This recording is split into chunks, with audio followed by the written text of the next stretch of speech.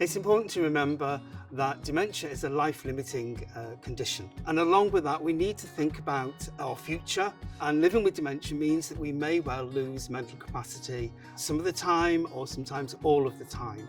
So it's really important that we think about these decisions whilst we still have the mental capacity to do so, and get the documentation together, communicate our thoughts and feelings of what we want to happen in the future. One of the main things to think about is having a will in place. That will ensure that any property, etc. of yours will go to the people that you want it to go to. The other thing to think about is lasting powers of attorney. So there's two lasting powers of attorney. There's one for property and finance and one for health and welfare. What that means by appointing attorneys is that there are people that you know and trust that will make decisions on your behalf should you lose mental capacity.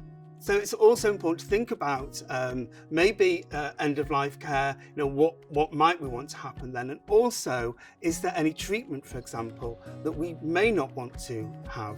We need to make sure that we discuss that and we get that documented. Just to recap, things to think about are you're making a will, have that in place. Your lasting powers of attorney, appointing those attorneys on your behalf, and also think about, is there anything in the future treatment-wise that I maybe wouldn't want to receive?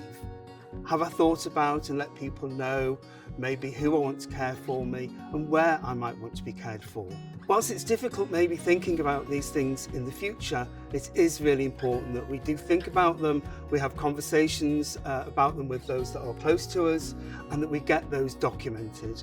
It's important that that happens while the person that's living with dementia does have mental capacity. If the person loses capacity, then, for example, lasting powers of attorney need to be decided at the Court of Protection. So it's a much longer process then. So the key message is really, while I have that mental capacity, let's get those conversations started, make the decisions, think about what I want to happen in the future, get that documented and communicate that I've done that to those around me.